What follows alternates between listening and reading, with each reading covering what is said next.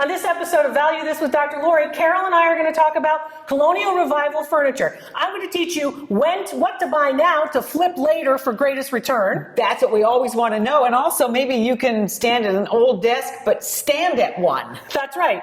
We're going to stand up and teach you a little bit more about antique furniture on Value This with Dr. Lori.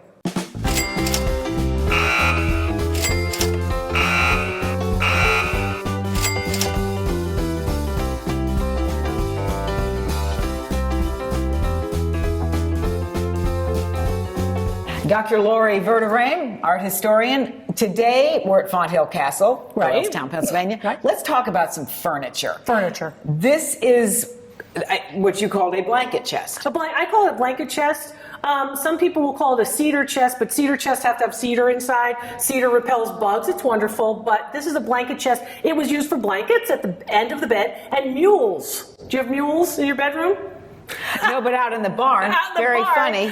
Mules are, of course, slippers. And they were usually kept in the bottom. Well, you know, it's the Colonial Revival. You got to get a little vocab. So basically, they were in the bottom here in these drawers. Oh, okay. So they kept their shoes up off the floor. That's right, I like off that. the floor. So you can just kind of get another blanket if you need it. And you can grab your mules or your slippers if you need those too. Okay. This one has a big crack right here. Surface crack. Yeah, Stress crack. Okay, so if you're at an antique store, you've got one of your own, and you go, oh, I should throw this out, it's got a crack, or I should not throw this out, it's got a crack. Cracks are part of the way objects will, of course, live their lives. Many people like the fact that it looks like it has had a life. If the cracks become a problem where the object doesn't fit its function or meet its function anymore, well, then you've got to think about, is this just for show or am I trying to really use this? The other thing about anything that can hold objects, just to interject, you don't want to fill this with too many heavy things. So this is a blanket chest, not a book chest, not a ceramic chest, not for your cast iron pans. It's for blankets. I like that. All right. Standing desk. Yeah. Wow. This is old, though. Well, George Washington could have actually stood at his desk. You know, today we have those desks, we want to stand up and burn more calories as we work. Washington was doing that in the late 1700s.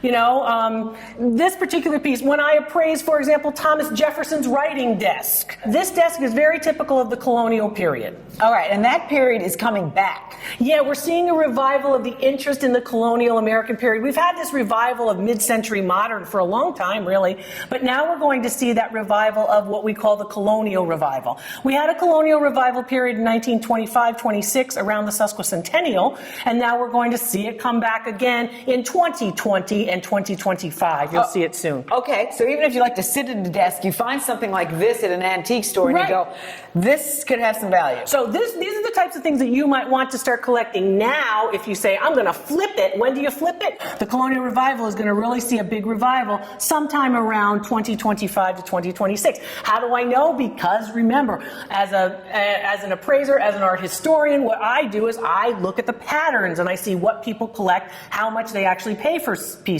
That's how we know the market here on Value This. Okay, that chair. That chair is another colonial example. Let's walk on down and see what... This particular piece is a typical piece. It's called a Windsor chair. The particular back is trying to replicate, in fact, bamboo, which is the chinoiserie or Asian inspired. And you see that a lot in these types of chairs. Windsor chairs are also colonial, and painted chairs are wonderful. So how do you tell if you've got a painted chair? Well, a real painted chair, you see right here, you see that? You can see where they actually painted the chair itself. On new chairs, you wouldn't see where the paintbrush actually comes up and gets a little bit on the underside of the seat. That's how you know you have one that's original versus one that is painted and then put together. This one is put together and then painted. So those are the ones that you want to get. Is that painted with lead paint? This paint is probably lead-based. Okay, so you need to pay attention to Don't stuff go licking it.